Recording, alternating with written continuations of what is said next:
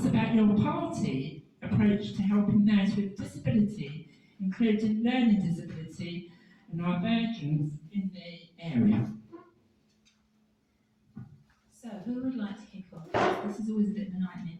It's a bit unfair on Dara to always be first. So, do you want me? Should we go to Leanne first? Is that all right? Is that all right if we share it? Yeah, sure. Because otherwise it gets unfair, I think. Yeah, I'll pass it on to you to give the nuts and bolts of it, but I'll say the sentiment behind what we want to achieve. We want to sort of lay the foundation through funding and infrastructure for people with special education needs to thrive.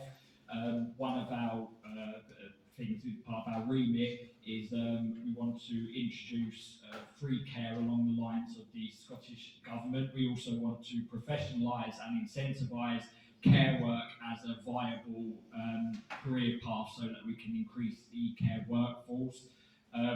We want to ensure that the special educational needs and disability is properly funded, and that they funded to the point that it's not just adequate, that it's actually thriving, and that the people who benefit from it are also thriving and living lives as full as all of us, you know. So I'll pass on to my colleague to give more specifics on that. So I'm thinking about locally, because obviously some of these are government decisions, but we need to focus on what's happening locally. One of the things that we're looking at the moment is the annual reviews, which for some people, there's been no change. They're quite happy with the services they're getting, but what happens is they lose some of those services as a result of the review, even though nothing has changed for them. So we want to actually relook at that whole system and have the conversation about, do you need a review? You know, has something changed in your life? Otherwise, leave it alone if it's working.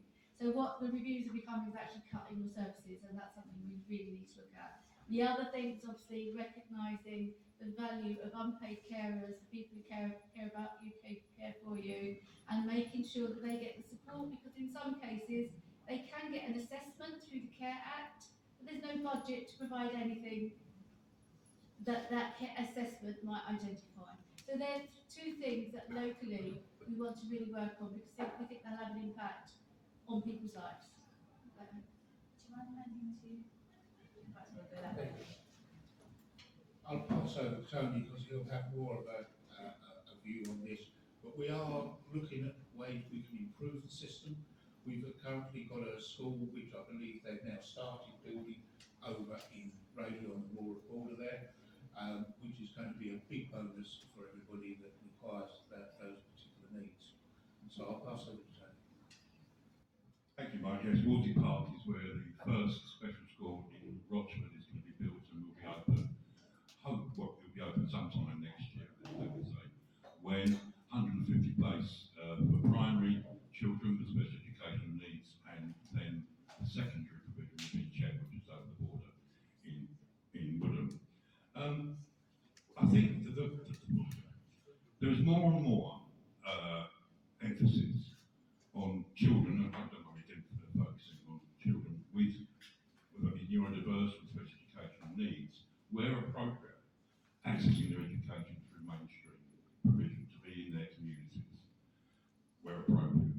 Otherwise, there is the issue or the concern that children don't become isolated from their local communities because they don't see their shift off in a taxi to somewhere and then don't have the opportunity to mix. And that's something we're very keen in getting, particularly neurodiverse children, making teachers, but also their peers, aware of what that means sometimes. Which child needs to walk, to get up and walk about in the middle of a lesson. The child got these needs, and that's going to be understood. It shouldn't be seen as disrupting the class, and then the whole class maybe get up and walk around for that couple of minutes. So it's more about awareness and understanding to move into that. And just on moving on to employment, adults in Essex with disabilities, actually we have doubled the amount of adults in employment with disabilities and it's the national average. It's not great, but we very much encourage that, and again, working with our employers to again understand that actually people have different talents, and then capitalising on those different talents. Do you mind passing this back? Sorry, it's very bad tech. Yes, actually, Thank you. I have heard all this. Thank you for sharing. However, for me, there's one issue that remains consistent, and that is, I think my experiences give me insight, not bias. I've seen how the system works in practice and not just in theory. And what I've experienced is that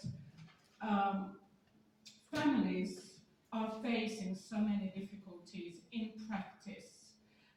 On paper, everything seems to be working, but in practice, there's so much discrepancies. So for us, we are dedicated to trying to cut the delays that families are actually experiencing and being assessed and receiving the support as much as is possibly available, and to work with organizations that would be able to create that sort of outcome. Because there's a constant battle at the moment just to access the basic support. And I will acknowledge that there's a higher need in the last few years of dissent, and there's an increase for sure. But right now, there's too many people facing delays, inconsistencies, and the battle for just basic support is really still so visible. So that's what we would be focusing on, because for me this comes down to something fundamental, that care should be providing dignity, independence and security for everyone who has got a special educational needs and disability.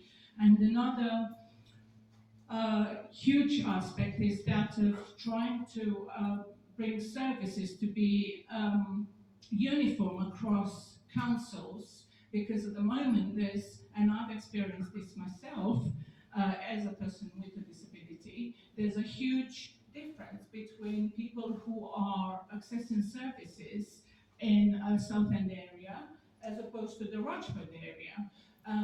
One example I would give is on the council website in Rochford, it says that there's over £2 million of unaccessed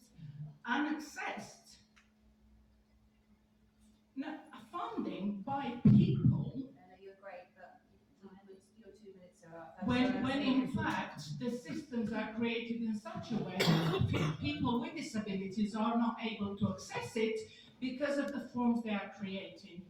So it's a matter of systems that are suppressing what they say they are doing. I'm so sorry, but we're trying to stick to the 2 minutes so we can get questions through. Thank you. I'm not short straw for this one. I'll give you a national policy and I'll explain what locally we can do as your councillors. Nationally, the Liberal Democrats would promise £5 billion of funding so that everybody who wants to be in a mainstream school can be in a mainstream school, and there will be a professional in each of the mainstream schools. The focus on SEND will be high. That's a promise that we've made. I'm stealing my colleagues' notes here because I can't remember all of it. And there's also about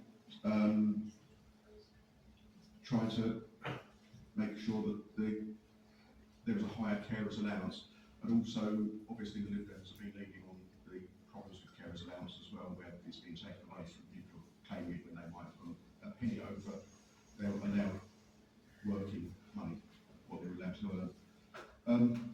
Locally, I'm glad Councillor Paul mentioned it. He's well aware that I was lobbying about this in school as well at the same time, and he was very kind enough to host a meeting with all of the county councillors in the Rochford area, which I requested, and also the MP, where we spoke about the SEND school going on in Husting Park. I also lobbied our CEO at Rochford because the land was part of an educational land, and we've got the agreement that could be used for the school, which I'm really pleased, because I was aware of young people going to Chelmsford or even further afield that 2-hour journeys by bus for their school, which was atrocious. And it's not about the cost, it's about what it does to them. They weren't going to school with their peers, they were going to school with people they could not meet after school or outside of school, they were too far away. So that was one of the key ideas around that. Also at Essex, Marie Goldman was the county councillor there. She obviously, I'm sure Tony Ball, Captain Ball will remember being questioned by Marie Goldman frequently about the HCPs, and she is now the MP and she's now pursuing that in Parliament. So it means that what we do at county can have a big impact, and I'm pleased to say that they have improved. I keep watching to see my time's up. And also another thing I've done is to be inclusive. It is about labels, and I think it's really interesting what they said about labels. And labels can exclude people, I think. But it was quite important when I raised the motion at county earlier this year around including dyslexia. Great, but I can't tell Bella off. Right, okay.